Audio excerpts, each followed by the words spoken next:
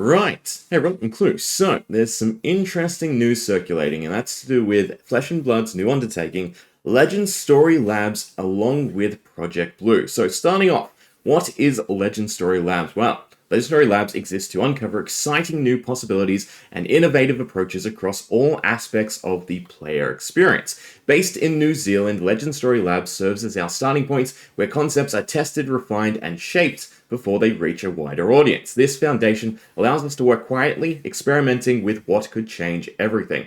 What's being developed here is just the beginning. The future of gaming is being written now, right? So, generally speaking, it is a testing ground for Flesh and Blood. Now, what that necessarily means, well, we can't be too sure of. Currently, it is essentially the creation of a new format by way of Project Blue, which we will definitely get into. But generally speaking, this is a wonderful sign, right? It's more resources being devoted to an area of the game's aspect that we have often cited as being a little bit underperforming here and there, right? So if this means not only better testing for X formats, X bands, X just general development in the future, I am definitely all for it. Now, in terms of Legend Story Labs, we have a bit more of an info breakdown, right? So at Legend Story Labs, nothing is guaranteed. Concepts may move through alpha and beta, or they may not, right? So they reserve the right to test something and decide whether or not to continue pursuing it or to drop it. So they reserve the right to evolve, rethink, or retire anything at any point. That's not uncertainty, that's the nature of discovery.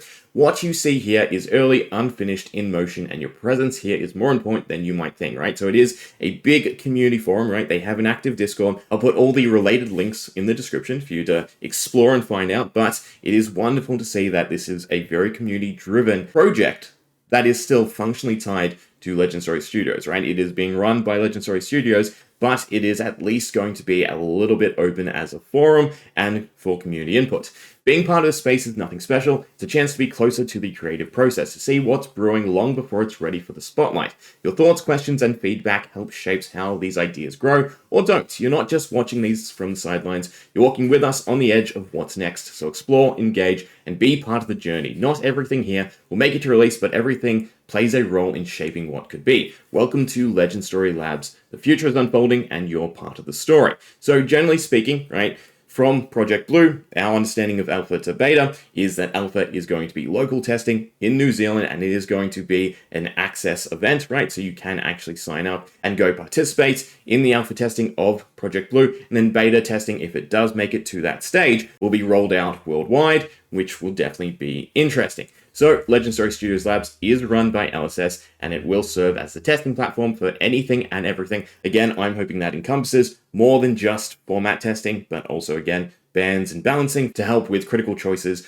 for the development side of the game. It's a way to test concepts with real players and community feedback, right? So alpha phase testing channels are locked to those in New Zealand, but the beta testing channels are open to international users, although there are currently no projects in the beta stage, right? Again, Project Blue is currently in alpha. But what is Project Blue? Well, it is essentially a new young hero format. So it is going to be a 55 card pool, 40 card deck, max 2 copies, and then rares and commons only, but that also includes heroes, right? So for instance, a hero like Melody, banned. Even Prism Advent of Thrones, banned, right? But generally speaking, neither of them are really functional without their majestic, so think of this in between Commoner and Blitz. Now, the event is again running in New Zealand June 7th, and more importantly, to me at least, it is being tied to a special release promo. We have a nice Sink Below altar art, which looks pretty gorgeous, as well as the prize support of a gold foil. Now, to me, that is a big deal, because that is LSS putting resources into this type of project and testing,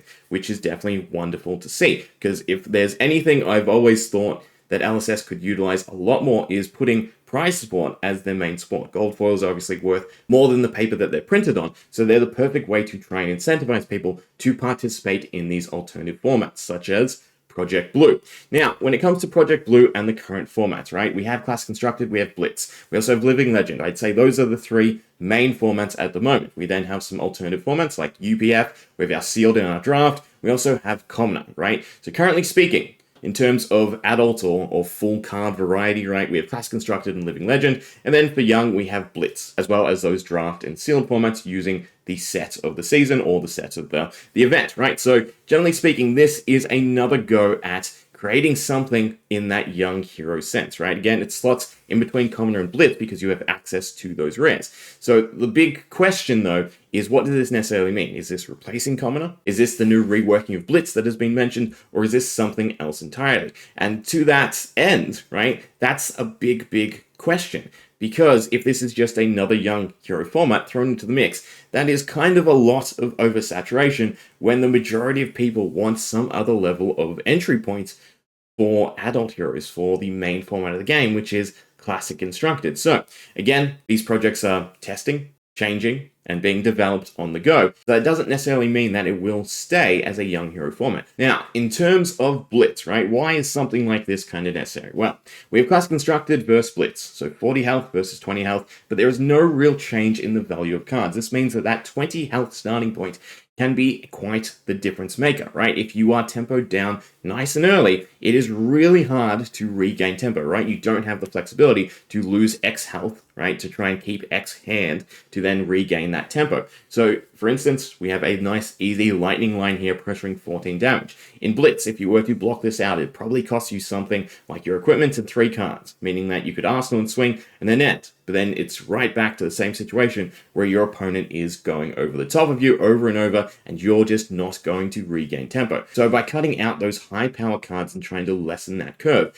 right, change the value of cards, because again, the value of health is being set. The idea is to make Blitz feel a bit more competitive and rewarding. So that brings us to the ban list for our Project Blue, right? So heroes, Yorick, just because it's shenanigans, right? And then, of course, Majestic and Legendary heroes. Equipments: Aether Ironweave, Goliath Gauntlet, Hardened Crosstrap, Mask of Three Tails, Ragamuffin's Hat, Rosetta Thorn, Snapdragon Scalers, Stubby Hammerers, Vest of the First Fist, Waning Moon, and Zephyr Needle. And you'll find all of these cards basically being above rates. And then for the actual cards in your deck, right, there's so many I'm not going to mention, but the main takeaway is essentially LSS is removing the high block value cards. They want you to be trading with your opponent back and forth while still taking chip damage. So rather than being able to block out those 4s, you're going to block out the 3, take the 1, and again, go back and forth between you and your opponent. So Seen Below, Fate Foreseen are both banned. Then we have Rootbound Carapace, which is a big one, since without Majestics, that does heavily reduce the Decompose pool to just attacks, which means that setting up Decompose for either Florian or Verdance could be a little bit rough. As for Flick Flack, it being a 4 into another 4 or 5 is definitely overstated, and then Electromagnetic Somersault allowing you to again block out your opponent, but then maintain the advantage by getting those attack action cards back, and then having a trading turn. That one to me is a bit more questionable, because I think that kind of encapsulates what I would expect LSS wants from the game, right? Again, that back and forth. But the 4s definitely do make sense. Now, in terms of the actual attacking cards or power cards or damaging cards, right? Because we do have a good plethora here. It is essentially the reduction of compounding damage. So Ball Lightning being that continuous effect of extra damage is very threatening, right? If we're trying to reduce to just 3s and 3s, right? Rather than those 4s. So again, going back to that main idea of chipping away at your opponents, but not just deleting them from existence. Seeds of Agony, same thing, right? You get into your bash zone and then it's just that free extra damage. Bonds of Ancestry or Plunder Run, right, or even Belittle, just finding you that extra card is definitely going to amount to running down your opponent before they have a chance to come back at you. And then, of course, Aether Flare, right, just compounding the damage. And Deadwood Dirge being on rate, but then activating some of those other effects through your Destroy Aurora makes these cards those initial choices for banning. Now, in terms of equipment, again, the main idea is that these cards are above rate. So Mask of Three Tails, being able to fetch that extra card without anything really being invested into it, other than meeting that clause of having hit 3 times, makes it all that more devastating, again, in a low health format. Ragamuffin's Hat, being able to get you that level of choice in what you're arsenaling or overextending with, is definitely a good chunk of value. Aether Ironweave, Hardened Crosstrap, and Vest of the First Fist all offer 1 extra resource over the normal just 1 resource chess piece. And then Goliath Gauntlet and Stubby Hammer as being above +1 in terms of power is why they're getting the axe. Then Snapdragon Scalers, again, similar to the headpieces, having no real level of input into it or contention by your opponent, means they add just a little bit too much pressure, again, to those turns when we're trying to create a healthy back and forth. As for the weapons, all 3 of these are essentially, again, above that stat line in terms of the damage that they can output. So altogether, Project Blue appears to just be an attempt to make Blitz a bit more exciting and, in a sense, more balanced, right? in terms of creating that back and forth feel that we enjoy from Classic Constructed. Now, again, just because LSS are on board, LSS are supporting it through prize support, does not mean that this will amount to anything. So for me personally, the big takeaway from all this is just the development of Legend Story Labs and it being this public forum for them to test and undertake these endeavors that, again, will help shape the future of the game. So this goes far beyond just creating a new format to looping the public in to how the game is going to be shaped going on.